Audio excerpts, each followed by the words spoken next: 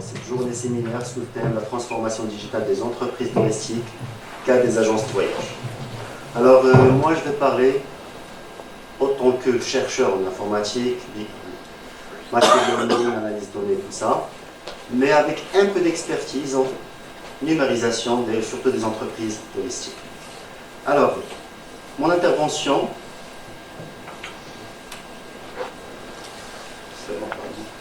alors ça sera, on va démarrer avec un contexte et introduction, ensuite des mots-clés qu'on doit tous connaître, Big Data, Machine Learning, et après on doit parler des opportunités et perspectives et comment ça va influer, ça va changer notre façon de faire en tourisme. Alors avant de commencer, il y a quelques statistiques qu'on doit connaître. Premièrement, vous devez savoir qu'en 2018, on est arrivé à dépasser 4 milliards d'utilisateurs d'Internet. Vous devez savoir que 85% des internautes achètent en ligne. Juste aux États-Unis, on parle, ça c'est en 2017, 133 milliards de dollars. En France, en 2017, 38 milliards de dollars. C'est énorme, sachant que le budget... Alors, encore des chiffres. En 2019, on prévoit 83 milliards de dollars, d'euros plutôt.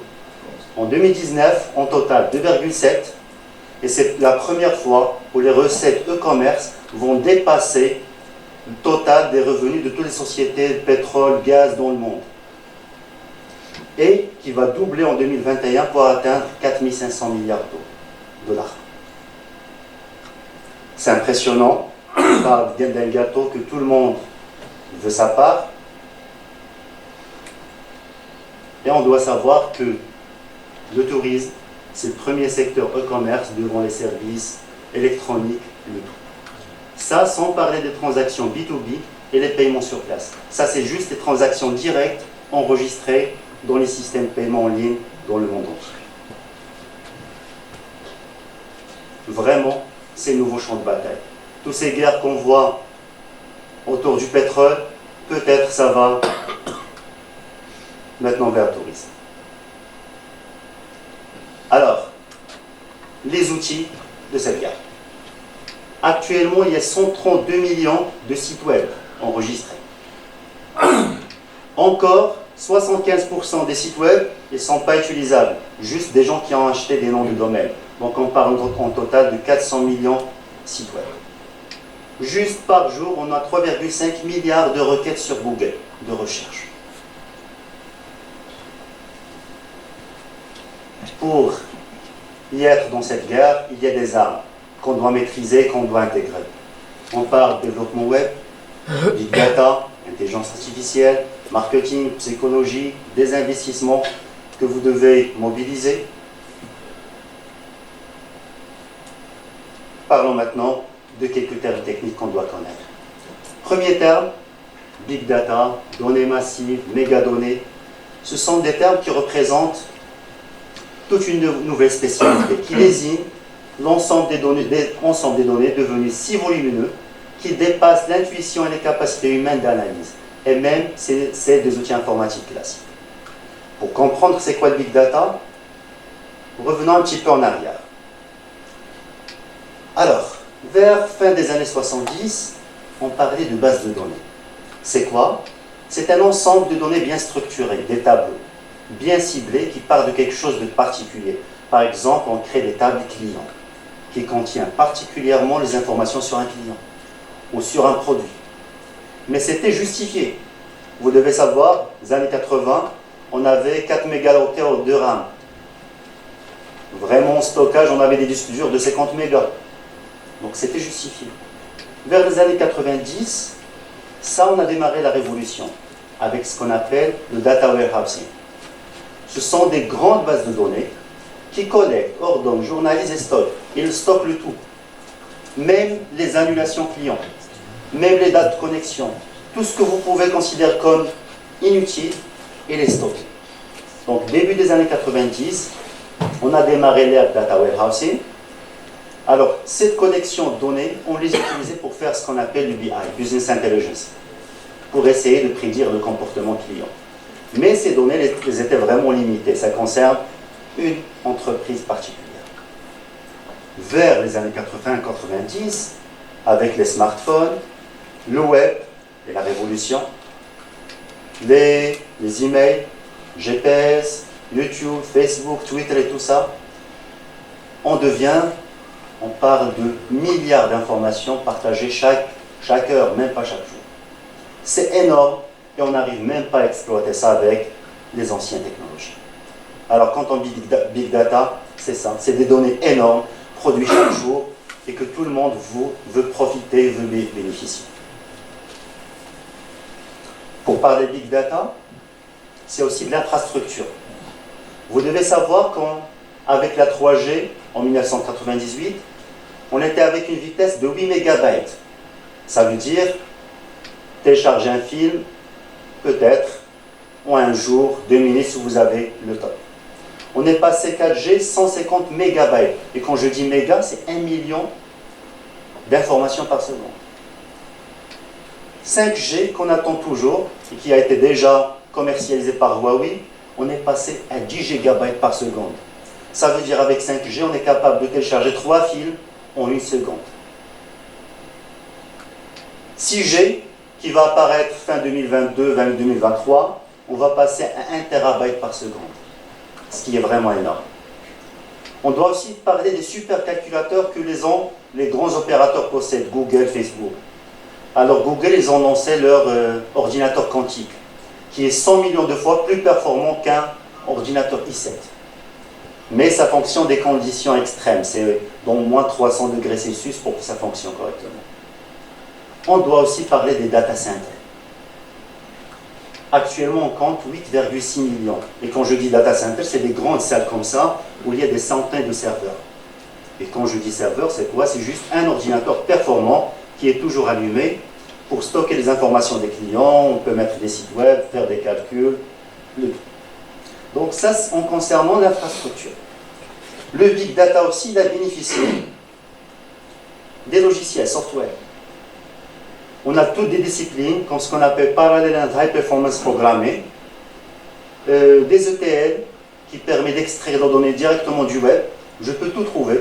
Je peux lancer des requêtes, par exemple, chercher tous les messages qui concernent FES ou CNES. Et après, je peux les analyser et les traiter. Alors, c'est toute une infrastructure avec des logiciels, heureusement, open source, mais généralement utilisés par les spécialistes, pour stocker et analyser ces données. Quand je parle aussi Big Data, c'est aussi des concepts. Alors, Big Data, vous devez savoir que rien n'est perdu. Vous devez savoir tout ce que vous partagez sur le web, messages, photos, vidéos, même si vous les supprimez, il est toujours stocké quelque part. Chacun de nous, on garde énormément d'informations. Pour le moment, on dit qu'on les utilise pour nous proposer des publicités adaptées, mais ça dépasse vraiment la publicité. Ça envahit notre vie privée. On parle aussi de stockage intelligent avec ce qu'on appelle la théorie de graphe. Google n'enregistre pas à la belle toutes les informations comme ça. Non, mais il les organise. Il met des liens à chaque mot, quels sont les mots reliés, discipline, information, pour garder un sens sémantique des informations qu'il va stocker. On parle aussi d'accessibilité. Ces 32 millions de sites web qu'on possède, il y a énormément de moteurs de recherche, de TL et des technologies de web scraping qui nous permettent de considérer le web comme une base de données qu'on peut exploiter pour chercher des informations. Alors ça, c'est le Big Data. C'est toute une infrastructure, des milliards d'informations partagées sur le web et qu'on doit utiliser, profiter pour créer la différence.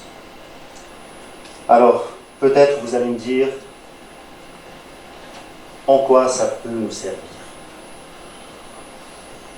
Je ne suis pas informaticien et après, c'est très difficile. J'aurais partagé avec vous le même point de vue, sinon qu'il y a une autre spécialité qui a facilité la vie des gens. Alors, que dites-vous s'il y a une machine qui peut réfléchir à notre place, qui apprend toute seule, qui est capable de faire 3 milliards d'opérations par seconde? Ça devient intéressant. C'est cette spécialité, ce qu'on appelle le machine learning. Alors, comme vous le savez, l'être humain, il apprend en suivant tout un processus d'apprentissage. On apprend. Alors que les ordinateurs, ils suivent les instructions pour le moment. Si X supère à quelque chose, il fait ça, sinon il fait autre chose. Que dites-vous si on arrive à créer des machines qui apprennent toutes seules? Ça, c'est ma spécialité. Je travaille sur ça, ça fait presque 13 ans. C'est ce qu'on appelle le machine learning. C'est le développement d'algorithmes capables d'améliorer le résultat de calcul ou de classification en se basant sur des exemples de données. Quand on dit apprentissage, ou là des machines qui apprennent, on a besoin de références. Et vu notre ego, on se considère comme les plus intelligents. Donc quand on a voulu créer de l'intelligence artificielle, on a voulu s'inspirer de l'être humain, ou plutôt de l'intelligence biologique. Vous devez savoir que notre cerveau est composé de plus de 100 milliards de neurones biologiques. Chaque neurone, en lui seul, il a cette structure. Il a des entrées, il reçoit des impulsions électriques ou des flux électriques. Il traite les informations au centre, après décide s'il va envoyer des informations, oui ou non. Donc, un seul neurone, lui seul, c'est une unité de calcul. Et imaginez ce qu'on peut faire avec 100 milliards de neurones. Alors, qu'est-ce qu'on a fait? Vers les années 1960, on a proposé la première modélisation d'un réseau de neurones. Alors, qu'est-ce qu'on a fait? Les entrées de réseau de neurones et dendrites, on les a remplacées par des poids. Ça veut dire des valeurs de pondération. Les flux électriques qu'on recevait au cerveau, on les a remplacés par des valeurs numériques. Le noyau, le travail du noyau, rassembler les flux, on les a remplacés par des fonctions d'activation. On ne doit pas vraiment comprendre ça parce que c'est déjà programmé, ça existe et c'est facile à exploiter. De la même manière, un réseau de neurones biologique a été remplacé par un réseau de neurones artificiel. Je lui donne des valeurs numériques et après il me donne la décision. Si on veut plus d'explications, voilà un petit exemple. Alors, comme un bébé, pour apprendre par exemple à reconnaître la voix de sa maman ou son père, il a besoin de jours et de jours pour faire la séparation. Son cerveau suit ce qu'on appelle un processus d'apprentissage. Même chose pour les réseaux de neurones, ce qu'on a fait, on fait ce qu'on appelle l'apprentissage par l'exemple. On donne à notre réseau de neurones des entrées. Quand on connaît la sortie, il va faire des calculs, sûrement il va faire des erreurs au début, mais il va les corriger parce qu'il a la sortie exacte. Il va apprendre lui aussi comme un neurone biologique, et on va continuer notre apprentissage jusqu'à ce qu'on réduit l'erreur au maximum. Alors vous devez savoir, ces réseaux de neurones, théoriquement sont apparus vers 1960, mais on n'avait pas d'ordinateur pour les exécuter. Début des années 2000, on travaille énormément avec eux. C'est comme un jeu d'enfant, tout le monde peut utiliser. Je vous donne un exemple. Alors vous connaissez tous le Forex, le marché de change. Alors, chacun de vous achète des devises à chaque jour. Alors, ça c'est les variations entre 2014 et 2016. Si on zoome sur cette partie, vous voyez que chaque jour, ça change énormément. Est-ce qu'on peut utiliser le machine learning pour prédire cette évolution? Je vais vous dire ce qu'on a fait. Tout simplement, on a récupéré des informations de 3 ans. On les a données à un réseau de neurones pour faire l'apprentissage. Et ça ne nécessite pas des connaissances en informatique. Vous pouvez faire ça soit avec si vous avez un informaticien, Python ou R, sinon vous pouvez faire ça sous Excel. Vous donnez les informations au réseau de neurones, il va apprendre tout seul, et vous voyez les résultats. Ça, des résultats que j'ai trouvés avec mes étudiants, ça fait 2 semaines. Vous voyez en bleu les variations réelles, et en rouge les variations qu'on a prédites. Ça donne vraiment une idée sur les variations. Un deuxième exemple, encore plus simple. Vous connaissez les chargés de clientèle qui sont chargés de traiter les dossiers clients, donner un crédit ou non. Alors ce qu'on a fait, on a collecté les données de 2 ans. Les dossiers avec les informations que les chefs d'agence utilisent, avec la décision à la fin. On a donné ces informations à un réseau de neurones, on a généré un réseau de neurones, après, donnez-moi un nouveau dossier, Le réseau de neurones va faire le traitement, à la fin, il va me dire la décision. Est-ce qu'on va donner le cri B, oui ou non? Et ça, avec une précision de 99%. Ça, c'est le traitement automatique grâce au réseau de neurones. Alors, ça, c'est le réseau de neurones artificiel, inspiré des réseaux de neurones biologiques.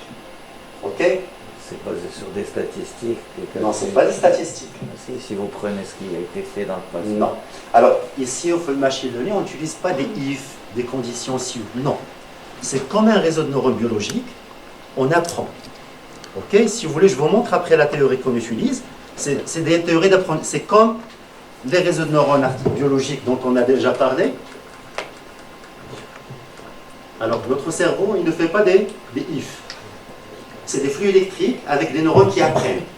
On a fait la même modélisation. On a des neurones qui apprennent à partir des expériences. On ne fait ni if ni condition. Des inconnus et des fonctions. Non, on n'essaie pas de trouver des inconnus, mais on fait par exemple des pondérations. Vous connaissez les heuristiques? Non. Non. On va en parler si vous voulez dans la pause, ok? Donc il n'y a pas de condition, c'est un apprentissage pur. Donc on ne fait rien, on ne programme rien, c'est juste, on donne les données et l'algorithme est capable de faire de la prédiction. Alors là, on a vu deux exemples, Forex et peut-être l'assistance ou l'aide à la décision en marketing pour les banques. Parlons un petit peu maintenant Big Data et Machine Learning pour le tourisme. En quoi ça peut nous servir? Alors, on doit séparer sur trois niveaux. Niveau prévisionnel et stratégique, niveau organisationnel et niveau opérationnel. Alors, quand je parle du niveau stratégique, ce sont des études qui doivent être menées peut-être par l'association, par la région, la ville. Alors, on peut par exemple analyser le comportement des clients et essayer de répondre aux 6 why. Where, when, what, how, what route, what activity. Essayez vraiment de savoir ce que les clients, ce que le voyageur veut de notre vie, par exemple. Comment on peut faire ça? Alors, d'abord, répondre à ces questions, ça va permettre une politique et de gérer la politique de gouvernance territoriale. Aussi, proposer des offres convenables, gérer le transport logistique et aussi d'évaluer l'impact du tourisme sur l'environnement. Alors, grâce à une analyse des positions, fréquences, timing, analyse textuelle et analyse de traitement d'image, on peut faire énormément de choses. Je vous donne un exemple. Par exemple, je peux tout simplement, en suivant les positions GPS ou les images partagées par les voyageurs, trouver le chemin optimal des touristes. Là, le chemin que 70% des touristes suivent. Bien sûr, je peux utiliser ça pour choisir là où mettre des projets, peut-être des restaurants. Un autre exemple.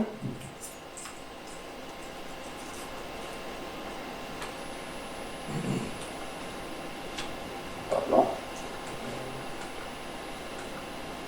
Alors, un autre exemple, je peux par exemple tout simplement trouver les heures de pointe dans chaque partie de la ville, l'heure, là où il y a plus de clients. Je peux aussi, par exemple, juste en récupérant les positions des photos partagées sur Flickr ou sur Instagram, de savoir les lieux d'attraction, ce qui intéresse vraiment les touristes.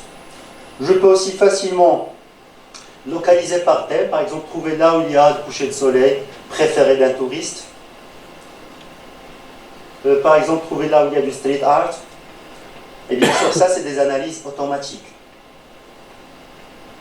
Par exemple, un deuxième exemple, on a lancé, on a récupéré tous les commentaires sur TripAdvisor où il y a les mots-clés taxi et Marrakech. Ça, c'est un travail qu'on a fait en 10 minutes. Là, vous voyez le niage des mots. Alors moi, en tant qu'informaticien, ça ne me dit pas grand-chose, mais pour les spécialistes, peut-être ils vont trouver quelques mots-clés qui vont les aider à faire plus d'analyse. Bien sûr, il y a des types d'analyse plus avancés que vous pouvez exploiter. Alors jusqu'à maintenant, on a tout simplement synthétisé le maximum d'informations sur les clients grâce aux réseaux sociaux, Google, Booking, commentaires, ainsi de suite. Et on a vu que ça va nous permettre de prédire le comportement des voyageurs, choisir les bons lieux pour les bonnes activités, proposer les offres les mieux adaptées, les publicités, ainsi de suite. Bien sûr, vous, en tant que professionnel, vous serez mieux placé que moi pour savoir comment intégrer ces technologies. Alors jusqu'à maintenant, on a parlé du niveau stratégique, des études qui doivent être menées peut-être par la région, peut-être par l'association. Parlons maintenant au niveau opérationnel. Ce que vous pouvez faire en tant que professionnel ou en tant que voyagiste. Alors, je vous propose de démarrer avec 3 mots-clés. La visibilité, l'attractivité et la réputation. Alors, parlons de la visibilité. En tant que professionnel de tourisme, vous devez être présent d'abord sur le web. Si vous n'avez pas les ressources, démarrez par les réseaux sociaux. Facebook et Instagram, ils peuvent vraiment être une interface accessible par tout le monde, que tout le monde visite. Je connais plein d'agences de voyage qui ont profité de Facebook au maximum pour augmenter leur chiffre d'affaires. Si vous voulez, il y a aussi les plateformes de tourisme. TripAdvisor, Expedia, Get Your Guide. Pourquoi pas proposer des offres innovantes et les ajouter à votre catalogue. Pourquoi pas un site web? C'est pas trop cher actuellement. Vous devez savoir qu'il y a plusieurs types. Il y a ce qu'on appelle les sites statiques. Ça veut dire un site web carte visite, où il y a juste vos informations, adresses essentielles, vos références. Ok, c'est un site web. Si vous voulez le modifier, vous devez toujours faire recours à un développeur. Mais ça ne coûte pas cher. C'est entre 1000 dirhams, 2000 dirhams, une belle template. Ok, mais c'est statique. Si vous voulez changer le contenu, vous devez toujours chercher un informaticien. Il y a des sites web dynamiques. Les sites web dynamiques, c'est un petit peu plus cher, pas vraiment. On parle de 5000 dirhams, les alentours de ça, que vous pouvez vous-même changer le contenu, ajouter contenu, supprimer, modifier. Et quand je dis 5000 dirhams, ça, on parle des opérations basiques. Vous pouvez aussi passer vers un site web e-commerce. Quand je dis e-commerce, tout simplement qui permet de vendre des produits en ligne. Et quand je dis e-commerce, s'il vous plaît, faites attention aux arnaques. Pour les sites e-commerce, il y a 2 types. Alors, il y a des sites e-commerce générés par les CMS, qu'on génère avec les suivants. Vous pouvez les acheter entre 5000 et 7000 dirhams. Pas plus, parce que c'est un site web généré. Si vous avez des idées exceptionnelles, vous voulez quelque chose d'exceptionnel pour vous, ça va varier entre 10 000 et 500 000 dirhams. Si vous voulez qu'on développe une solution propre pour vous. Je parle d'une solution comme Booking et ça démarre de 10 000 dirhams pour quelque chose de très personnalisé. Alors, concernant création web, vous avez 2 solutions. Soit recruter un informaticien, par exemple, soit il y a d'autres solutions. Il y a plein d'entreprises maintenant au Maroc qui vous proposent un système ils gèrent votre produit, votre plateforme web, site web et tout ça, à des prix vraiment accessibles. Ça commence à partir de 500 dirhams par mois, et eux, ils s'occupent des réseaux sociaux, des sites web et de tout. Ok? Alors ça, c'est concernant développer une plateforme web, ou plutôt être visible, ou être sur le web. Mais quand on dit visibilité, on parle de 130 millions de sites web et des centaines de sites web qui offrent les mêmes services.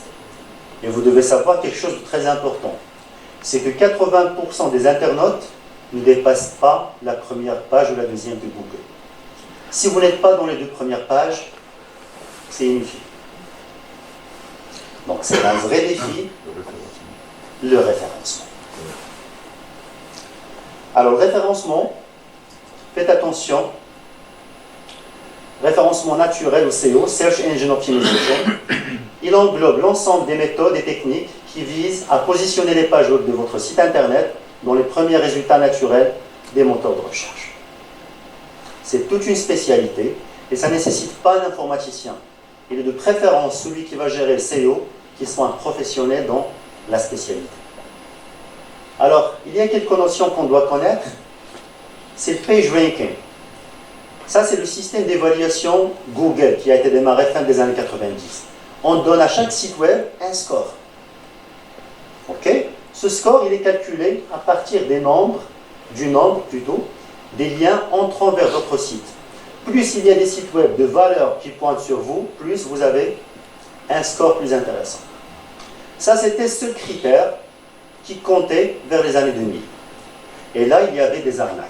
Il y a des gens qui viennent vers vous, qui vous disent, alors je vous mets dans la première page Google, en 3 mois, vous me donnez par exemple 30 000 dirhams.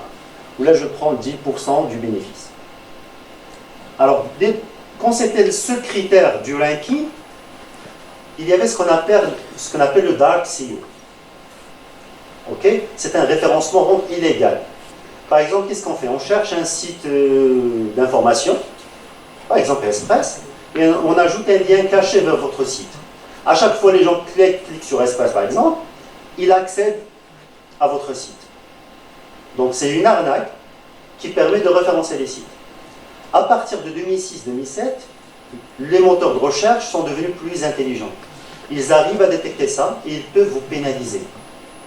Alors, pour vous dire la vérité, pour référencer un site web, ça nécessite minimum entre 6 et 12 mois. Et ça nécessite un vrai investissement. Quelqu'un qui travaille chaque jour sur le référencement. Il essaie de vous mettre... Alors, je vous donne quelques exemples. Pour référencer votre site web, premièrement, démarrez avec... Qu'est-ce que vous voulez? La cible de votre... Comment c'est cela? Merci. Alors, vous devez démarrer par déterminer la cible de votre offre. Qu'est-ce que vous voulez vendre? À partir de ça, vous devez choisir les mots-clés de votre site web. Et quand vous voulez choisir les mots-clés, évitez les grands challenges. Ça veut dire, quand je parle de référencement, il y a des mots-clés. Par exemple, je n'essaie pas de me référencer avec le mot-clé hôtel. Je ne vais pas me battre avec des établissements hôteliers qui ont 20 ans d'expérience. Mais je vais peut-être chercher des mots-clés sympas, boutique hôtel, ok? Un truc qui n'est pas vraiment beaucoup trop cherché, mais qui est spécial. Et je vais essayer de me référencier à partir sur ce terme. Deuxième chose, en se basant sur les tendances. Par exemple, début des années 2000, tout le monde cherchait hôtel de luxe. Actuellement, personne n'utilise le mot luxe. Donc vous cherchez sur Internet quels sont les mots tendances et vous les mettez dans votre site web. Deuxième critère pour le référencement, c'est l'optimisation des contenus. Mettez un contenu riche, thématique. Chaque page, il doit parler d'un sujet bien particulier. Parce que les robots Google, ils ne sont pas tellement intelligents. Ils essaient de savoir quel est le contenu de cette page. Et ils génèrent des mots-clés à eux. Donc, n'essayez pas de mettre beaucoup d'informations, plusieurs thèmes dans la même page, mais thématisez vos pages web. Il faut aussi inclure des mots-clés trop cherchés. Par exemple, vous êtes hôtel à Fès ou l'agence voyage à Fès, insérez peut-être Walili, Karabiyin, mettez des mots-clés que les gens peuvent chercher, ça va aussi améliorer votre référence. Aussi, il reste un petit peu la partie technique, soignez les balises HTML, réécrire les URL, évitez des URL comme ça, 1, 2, 4, 5, mais plutôt mettre des termes ou des noms de pages réels qui signifient ou qui représentent le contenu de la page. Alors, il y a aussi ce qu'on appelle le backlinking, les liens qui rentrent vers votre site web. Pour faire ça, vous devez aussi penser à créer des pages Facebook où il y a toujours des liens sur votre site web. Vous cherchez des partenaires, peut-être que tous les agences voyage, vous partagez vos liens. Ça va vous permettre de vous référencer.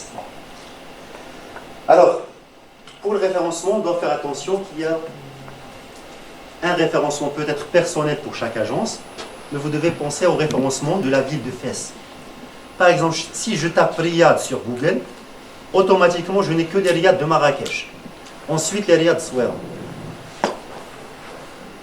Alors que la majorité des Riyad, c'est déjà Fès. Alors, vous devez penser, en gros, à créer par exemple une cellule ou lancer un projet pour gérer le référencement de Fès d'abord, sur des mots-clés bien particuliers. Et vous devez aussi travailler sur votre référencement personnel. Lui aussi, il va augmenter le référencement Fès. Alors, deuxième mot-clé, la réputation. Alors, Internet est un espace public où l'on se doit être attentif à son image. C'est ce qu'on appelle la réputation. Alors, il est fortement recommandé de savoir ce qui se dit sur vous. Cela vous permettra de mieux contrôler votre image et de réagir pour récupérer un client fâché. Pour faire ça, ce n'est pas de la magie. Il y a énormément de possibilités qui sont vraiment gratuites. Alors, il y a des outils tels que Alerty, Mention, Google Alert, qui sont lancés 24 heures sur 24 pour chercher, à chaque fois qu'on vous mentionne, voilà ce qu'on dit de vous. Vous pouvez même chercher un expert qui va vous donner un rapport chaque semaine. Voilà le plus, voilà les avantages, voilà ce qu'on dit de vous, voilà les mots-clés que vous devez chercher. Donc, pensez un petit peu. Alors, il y a d'autres technologies dont on doit parler. La réalité virtuelle, la réalité augmentée, les chatbots sont des technologies à la portée que tout le monde peut utiliser. Ils ne sont pas vraiment trop chers. Alors quand je dis réalité virtuelle, c'est ces casques que je peux utiliser pour présenter une expérience à mon client avant de venir. C'est un environnement virtuel. Il y a aussi ce qu'on appelle l'augmented reality. Par exemple, pour des riads ou des soaks, juste en pointant l'appareil photo du téléphone, il est capable de détecter les points d'intérêt. Voilà bazar, voilà restaurant. Il y a aussi les chatbots. Dans votre site web, au lieu de recruter un chargé de clientèle qui va répondre aux messages, un chatbot que vous pouvez ajouter, il va discuter avec les gens comme un être humain. Vous pouvez par exemple l'acheter en ligne à 20 € par mois. Et vous avez un chargé de clientèle 24 heures sur 24. Malheureusement, ça n'existe pas encore en arabe, mais déjà français, anglais, c'est disponible. Je vous ai parlé d'énormément de notions. C'est un petit peu trop, je sais, pour 30 minutes. Mais je suis à votre disposition si vous avez des questions pour discuter comment on peut utiliser toutes ces technologies pour démarrer ou pour notre transformation numérique. Je vous remercie énormément pour votre attention. Exhaustive présentation, plein d'informations, qui a exposé un aperçu général sur l'évolution de la technologie du data au service appliqué au tourisme. En sachant que le tourisme va continuer toujours à se transformer. Donc le tourisme, il a besoin de la technologie, de l'évolution technologique, il a besoin des spécialistes aussi. Il a besoin des applications de machine learning, des applications du big data, voilà, pour une meilleure connaissance des clients. Et je pense que c'est ça le but, justement, et c'est ça l'objectif.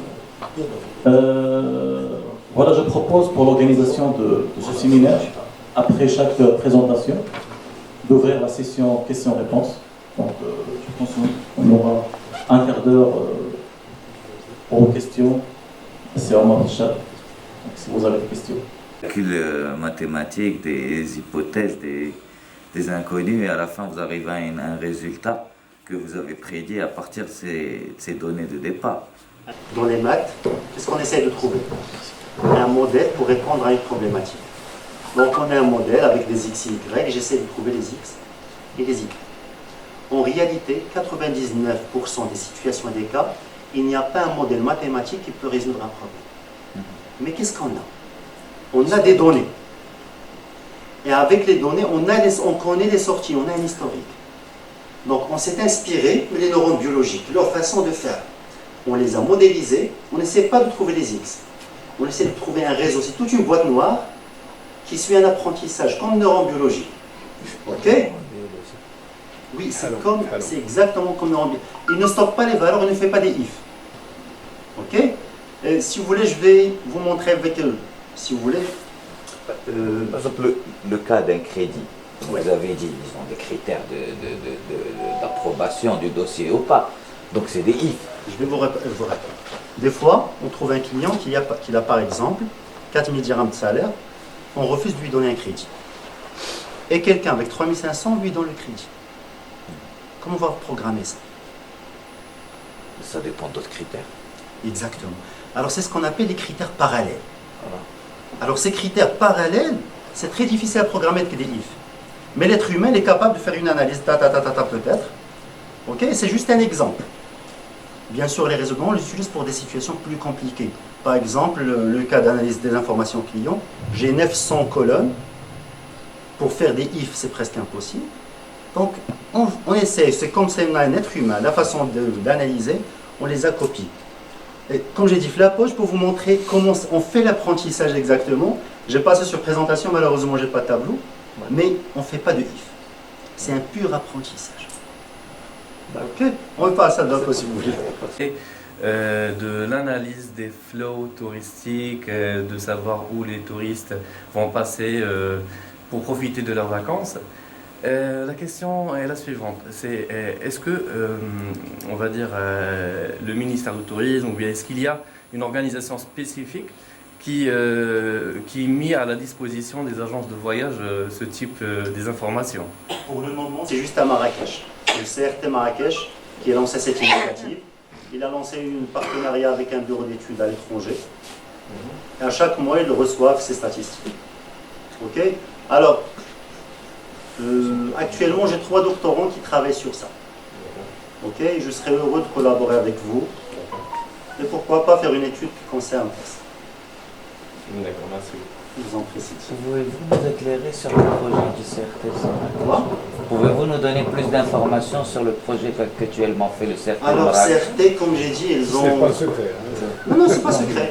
Alors, il reçoit chaque mois des statistiques sur ce que circuit des touristes. Des professionnels, c'est-à-dire ils transporteurs, partagent- restaurateurs, Oui, ils hôteliers. partagent ça avec les professionnels touristes. D'accord. Ils reçoivent des plus, des moins, les statistiques des touristes satisfaits, les clés les plus mentionnées, les mots-clés les plus mentionnés dans les messages positifs, les plus mentionnés dans les messages négatifs, ainsi de suite. Donc chaque mois, les professionnels de tourisme à Marrakech reçoivent ces statistiques. Pour une analyse. Pour une analyse, comme j'ai dit, peut-être pour choisir les mots-clés pour le référencement. Malheureusement, peu de gens exploitent ces informations pour s'améliorer. Pour le moment, ceux qui profitent, c'est ceux qui ont un département informatique. Mais comme j'ai dit, il y a énormément d'entreprises qui peuvent faire l'accompagnement vraiment avec des prix tellement accessibles. Vous n'avez qu'à chercher sur Internet, Casablanca, Rabat, énormément d'entreprises.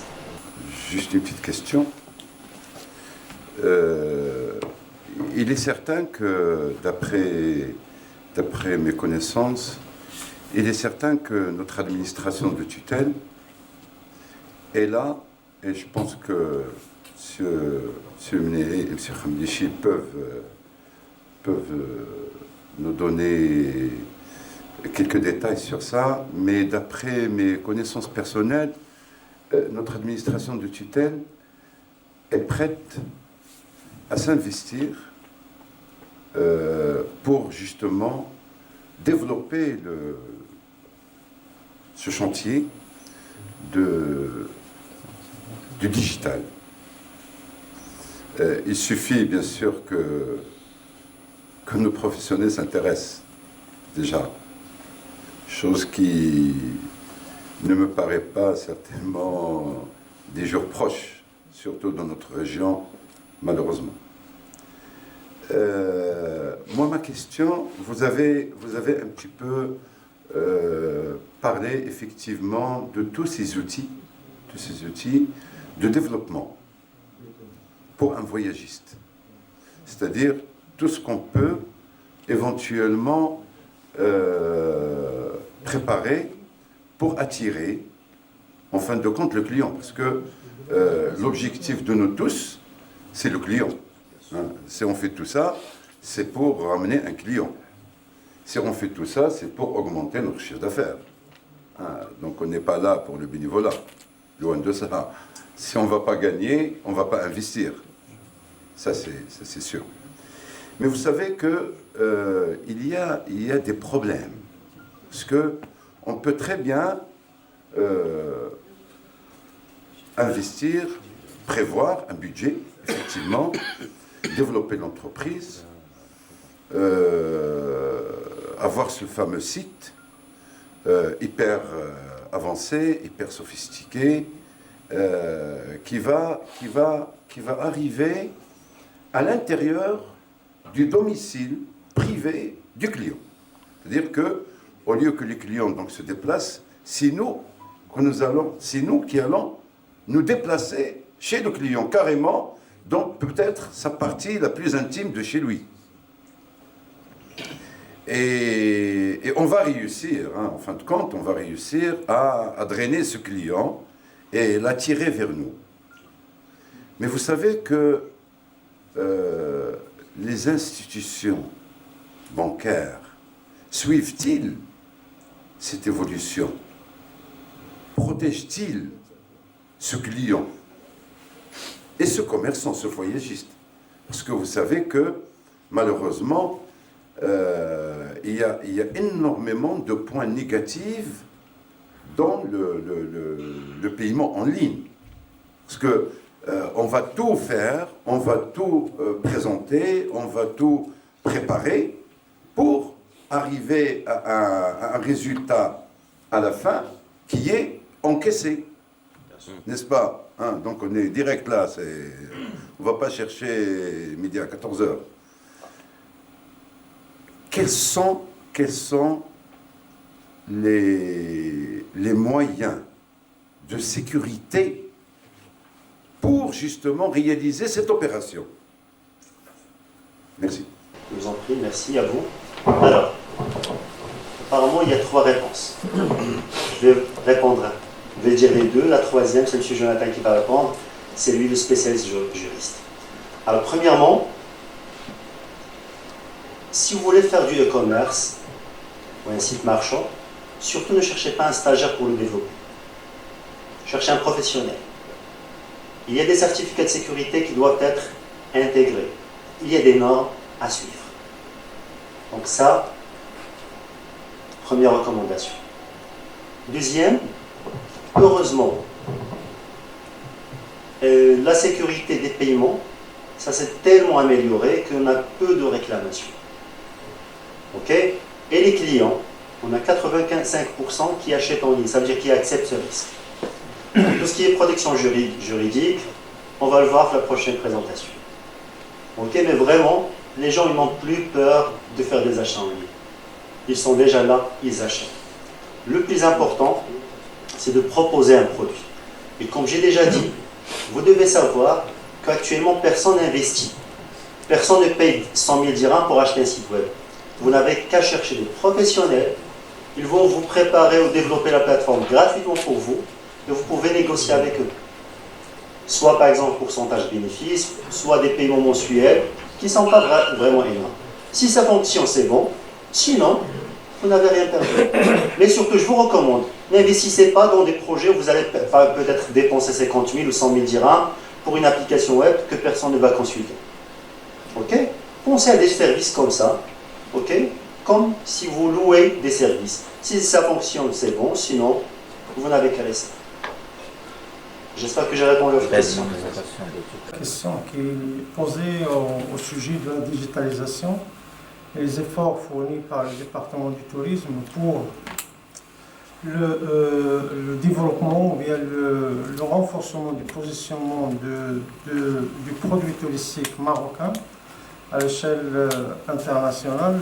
Je tiens à rappeler que cet effort relève de l'attribution de l'Office national marocain du tourisme qui est chargé d'abord de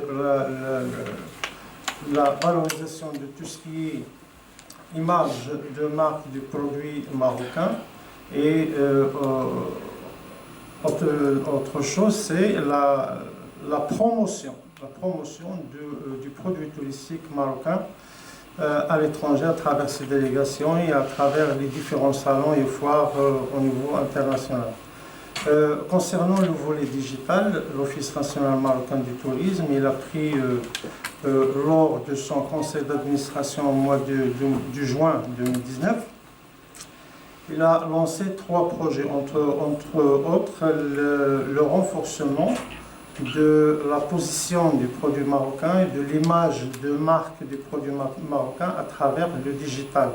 C'est le renforcement de la présence, de l'apparition du produit marocain sur les plateformes digitales et sur les réseaux sociaux internationaux Et c'est du fait que c'est un moyen qui peut améliorer la commercialisation du produit touristique marocain. Donc c'est une promotion institutionnelle qui touche la globalité du produit touristique marocain. Sinon, les agences de voyage et les opérateurs du tourisme individuels, ils doivent fournir leur effort pour renforcer leur part sur le marché national et international. Et merci. Alors en réalité, on ne peut que saluer les efforts du ministère parce que c'est visible l'effort sur le web. Quand on tape Maroc, il y a énormément de plateformes numériques, pleinement de publicité. Ils investissent vraiment pour commercialiser le nom Maroc dans le monde entier. C'est juste qu'il faut faire attention que les touristes actuellement, ils font plus confiance aux publicités. Ils font plus confiance à d'autres internautes, à des commentaires, des petites images postées. C'est là qu'on parle vraiment de la réputation. Bien sûr, les efforts du ministère, c'est impeccable, mais on doit tous participer à travers nos plateformes. Le nombre de fois où votre ville va apparaître sur Internet, ça va s'accroître avec vos efforts, avec vos sites web, avec vos pages Facebook. Ça va vraiment aider le ministère à mieux promouvoir le produit Maroc. Mais vraiment, personne ne peut nier les efforts du ministère du Tourisme, surtout les 10 dernières années. C'était énorme, surtout le côté digitalisation et commercialisation numérique. Ce qui nous a permis d'assister à ce séminaire. Malheureusement, comme d'habitude, on est dans l'associative et on a constaté qu'il n'y a pas beaucoup de professionnels pour assister à ce séminaire. Ça, c'est une part. D'autre part, est-ce qu'il y a deux erreurs, soit la faute des professionnels digitales ou la nôtre? Parce qu'il n'y a pas de communication sur le rôle du digital, les prix du digital. Parce que les gens qui ne sont pas ici, ils ont peur d'abord du prix de matériel et de la fabrication du digital. Est-ce que c'est votre faute ou la nôtre? On est deux coupables. Je pense professionnels, oui. Les professionnels, comme vous avez dit, ils ont peur. Je pense que pendant des années, il y avait plein d'arnaques. Chacun de vous, il y avait un informaticien qui est venu, je vais vous créer un site web fonctionnel. Après, il vous laisse avec un site web que personne ne consulte, avec plein d'erreurs. C'est une expérience que plein de professionnels du tourisme ont vécue. Alors, comme j'ai dit, vraiment, ça a changé. Même, vous n'êtes plus mené à payer quelque chose sans avoir le résultat devant vous. Et même paiement, comme j'ai dit, il y a plein d'entreprises que vous pouvez chercher qui vous proposent des paiements mensuels. Ça démarre de 300 dirhams plus, selon le type de service que vous voulez consulter. Vraiment, des professionnels. Je connais jusqu'à maintenant 9 ou 10 entreprises, et il y a bien sûr d'autres. Deuxième question, désolé. Est-ce que la faute des gens de digital oui, ou la faute des agents de voyage? Oui, exactement. Alors, ce qu'on a fait, de notre part à Marrakech, on a créé une petite plateforme, start-up. Ce qu'on fait, c'est on relie les ingénieurs, les jeunes ingénieurs dans une plateforme, avec les professionnels. Et comme ça, par exemple, au lieu qu'un professionnel va payer un seul ingénieur, c'est comme on fait quelque chose de rassembler 6, 7 ou 8 avec un seul ingénieur. Ça permet de réduire les coûts. Ça, c'est une idée qu'on a démarré à Marrakech. Bien sûr, il y a d'autres startups à Casa, Rabat, je ne sais pas comment ça fonctionne, mais vous n'avez qu'à chercher, il y a plein de possibilités. Mais Marrakech, ce n'est pas le Maroc. Hein. Bien sûr, je vous parle de Trocadéro. Moi aussi, je dois bouger un petit peu. C'est vraiment, justement, en parlant de ça, c'est la responsabilité. On est tous responsables de ça. Aujourd'hui, il y a pas mal d'événements, surtout universitaires, des scientifiques, voilà, qui, en l'occurrence, c'est Omar Michel, puis que ce soit l'université CFS, à Meknès, c'est aussi à Marrakech, dans tout le Maroc, il y a des événements annuels, voilà, qui traitent les sujets du digital. Alors, le problème, c'est quoi? En fait, c'est pas le problème. J'ai appris de remplacer le mot problème par challenge. C'est quoi le challenge? Le challenge, c'est intégrer les professionnels dans ces événements universitaires. Donc, on a testé ça l'année dernière à Marrakech. On voulait intégrer, on a organisé, en tant que chercheur en tourisme, on a organisé un événement qui porte sur l'innovation. C'est à peu près dans la thématique digitale. Et on a intégré, justement, 50% des intervenants, c'était des professionnels. Aujourd'hui, ce qui a donné lieu, à un partenariat avec le CRT Marrakech. Et je pense que ça peut donner lieu aussi à voilà, à une synergie interrégionale entre votre association, entre l'association par exemple de la région de Marrakech, d'Agadir, etc., etc. Et on est à disposition. Voilà, justement, nous on lance pas mal si vous voulez, d'appels à communication à des événements universitaires et on veut vraiment vous accueillir avec nous parce que pour l'étudiant et pour nous, c'est quand même complémentaire d'avoir une vision et d'un praticien et aussi d'un chercheur. Peut-être on va prendre la dernière question. Je réponds d'abord à la deuxième oui. partie. Maintenant, on a l'initiative de FES. Donc ces deux initiatives, il faut les remercier. Mais le grand problème, c'est que l'initiative, ça vient de la Fédération des agents de voyage. Malheureusement, il n'existe pas depuis une décennie. Et je demande au futur président de la fédération de se pencher sur le digital en premier lieu. L'Association régionale des agences de voyage de Rabat et région. Donc je voudrais remercier M. Simlali pour l'invitation. Ma question, en quelque sorte, rejoint celle de mon collègue Séromad. Donc aujourd'hui, le problème, c'est que certains professionnels ne savent pas comment amorcer ce passage vers le digital. Que ce soit en termes de sites statiques, dynamiques ou en e-commerce. Donc, ces agences, leur problème est un problème d'appréhension. Et ma question est comment aider ou accompagner ces agences à faire ce pas vers le digital et surtout leur simplifier les choses. Parce que en côtoyant les agents, j'ai été au Digital Day de Marrakech, ici, etc. Et quand on retourne vers la base et on commence à discuter avec nos confrères et collègues, il y a certaines appréhensions. C'est une sorte de peur. Comment aller vers le digital? Ce mot leur fait peur. Il faut qu'on essaie de leur simplifier la tâche et qu'on aille vers eux. Et ce qu'on est en train aujourd'hui, ce que vous êtes en train, et je vous remercie, de démontrer, c'est qu'il faut qu'on aille tous vers ces gens et leur expliquer pour passer vraiment vers le digital, parce que c'est pas un luxe, c'est une nécessité et c'est l'avenir. Pour poser cette question, d'abord je voudrais remercier l'association régionale FES-Meknès pour cette excellente organisation.